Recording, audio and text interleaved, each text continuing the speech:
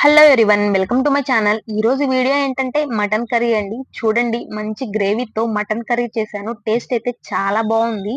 దీన్ని నేను pressure cooker లో చేశాను. చూడండి ఎంత బాగా ఉడికిపోయిందో. టేస్ట్ అయితే చాలా అంటే చాలా బాగుంది. ఈ గ్రేవీ కోసం కూడా నేను మంచి జీడిపప్పు అలా వేసి గ్రేవీ చేశాను. టేస్ట్ అయితే బాగుంది. వీడియోని స్కిప్ చేయకుండా ఎండ్ వరకు చూడండి. ముందుగా ప్రాసెస్ చూసేద్దాం. ఇక్కడ ముందుగా హాఫ్ కిలో మటన్ ని శుభ్రంగా కడిగి పెట్టుకోవాలండి. మనకి శుభ్రంగా కడిగిన మటన్ లోకి ఇప్పుడు టేస్ట్ కి సరిపడా ఉప్పు, కారం, పసుపు, అలాగే కొంచెం ఆయిల్ వేసుకొని మంచిగా మ్యాగ్నేట్ చేసి పెట్టుకోవాలి. ఇది అట్లీస్ట్ ఒక 1 అవర్ అయినా పక్కన పెట్టుకోండి. 1 అవర్ కుదరకపోతే అట్లీస్ట్ ఒక హాఫ్ అన్ అవర్ అయినా కలిపేసి పక్కన పెట్టుకోవాలి. అప్పుడే మనకి ఈ మటన్ కి ఉప్పు, కారం అనేది బాగా పడుతుంది. ఈ మటన్ గ్రేవీకి నేను ఇక్కడ 2 రకాల మసాలాలు అయితే ప్రిపేర్ చేస్తున్నాను. ఫస్ట్ అయితే పొడి మసాలా ప్రిపేర్ చేయటం చూద్దాం. ఇప్పుడు స్టవ్ మీద పాన్ పెట్టుకొని పాన్ హీట్ అయ్యాక ఇందులోకి ఒక టేబుల్ స్పూన్ ధనియాలు, ఒక హాఫ్ టేబుల్ స్పూన్ జీలకర్ర, ఇందులోకి కొన్ని మిరియాలు, చెక్క, లవంగాయ, ఇలాచి, అలాగే మనం బిర్యానీలో వేస్తాం కదా స్టార్ అనర్స్, అవన్నీ కూడా వేసుకోవాలి. ఇది గరం మసాలా. ఇది మీరు ఎక్కువ క్వాంటిటీలో కూడా చేసుకొని ఏ నాన్ వెజ్ కర్రీలో వేసుకున్నా టేస్ట్ అయితే చాలా అంటే చాలా బాగుంటుందండి. చూడండి, ఇక్కడ బిర్యానీ ఆకు నేను బిర్యానీలో వేసేవన్నీ వేశాను. షాజీరా కూడా. ఇది ఇలా డ్రై రోస్ట్ చేసుకొని ఇందులో కొంచెం ఎండు కొబ్బరి ముక్కలు కూడా వేసుకొని దీన్ని పౌడర్ లాగా గ్రైండ్ చేసి పక్కన పెట్టుకోవాలండి. ఇప్పుడు అలాగే గ్రేవీ కోసం అదే పాన్ లో కొంచెం ఆయిల్ వేసి ఆయిల్ హీట్ అయ్యాక ఇందులోకి మీడియం సైజ్ ఆనియన్స్, అలాగే మీడియం సైజ్ టమాటా ఒకటేసి ఫ్రై చేసుకోవాలి. ఎప్పుడైనా మనం ఆనియన్ టమాటా పేస్ట్ వేసాము అంటే దాన్ని కొంచెం ఆయిల్లో వేసి బాగా ఉడికాక పేస్ట్ చేస్తే ఆ పచ్చి వాసన అనేది రాదు.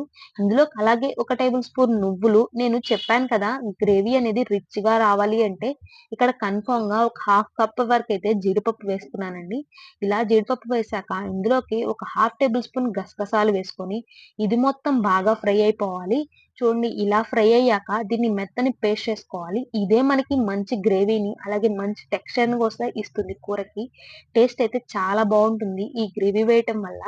దీన్ని నేను ప్రెషర్ కుక్కర్ లో చేశాను అని చెప్పాను కదా. మటన్ కర్రీ ఎప్పుడైనా కుక్కర్ లో చేసుకుంటే ప్రాసెస్ ఈజీగా ఉంటుంది, అలాగే త్వరగా కూడా ఉడికిపోతుందండి. ఇక్కడ స్టవ్ మీద కుక్కర్ పెట్టుకొని కుక్కర్ లో ఆయిల్ వేసుకొని ఆయిల్ హీట్ అయ్యాక ఒక బిర్యానీ ఆకు, చెక్క, లవంగా, ఇలాచి, కొంచెం షాజీరా వేసి ఫ్రై చేసుకోవాలి. ఇలా ఫ్రై అయ్యాక ఇందులోకే సన్నగా తరిగిన పచ్చిమిర్చి, అలాగే కొంచెం కరివేపాకేసి ఫ్రై చేసుకోవాలి. ఈ మొత్తం ఫ్రై అయిపోయాక ఇప్పుడు ఇక్కడ మనం ముందుగా మ్యాగ్నేట్ చేసి పెట్టుకున్నాం కదా ఆ మటన్ మొత్తం కూడా వేసేసుకోవాలి. ఈ మటన్ అంతా కూడా కొంచెం ఆయిల్‌లో ఫ్రై అవ్వనివ్వాలండి. ఈ మటన్ ఇందులో వాటర్ ఏమి వేయకూడదు. ఆల్రెడీ మనం ఉప్పు, కారం, పసుపు అన్నీ ఏసేసాం కాబట్టి ఇది కొంచెం ఆయిల్‌లో ఫ్రై అయ్యాక ఇది విజిల్ పెట్టేసుకోవాలి.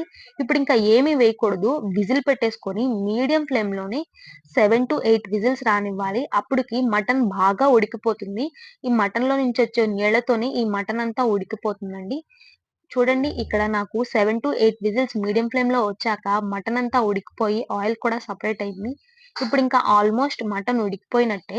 ఇప్పుడు మనం ఈ స్టేజ్‌లో ఇప్పుడు మనం ముందుగా పేస్ట్ చేసి పెట్టుకున్నాం కదా గ్రేవీ కోసం, ఆ గ్రేవీ ఏసుకోవాలి. అది కూడా వేశాక ఇది కూడా పచ్చి వాసన పోయేంత వరకు ఫ్రై చేసుకోవాలి. ఈ గ్రేవీ కూడా ఉడికాక అలాగే మనం ముందు పౌడర్ చేసి పెట్టుకున్నాం కదా గరం మసాలా, అది కూడా ఒక టేబుల్ స్పూన్ వేయాలండి. అంతే అండి. నేను మటన్ మసాలా కానీ ఏమి వేయట్లేదు. ఫ్రెష్‌గా నేను చేసి పెట్టుకున్న గరం మసాలా, అలాగే గ్రేవీ వేసుకున్నాను. ఇలా చేయండి, టేస్ట్ అయితే బావుంటుంది.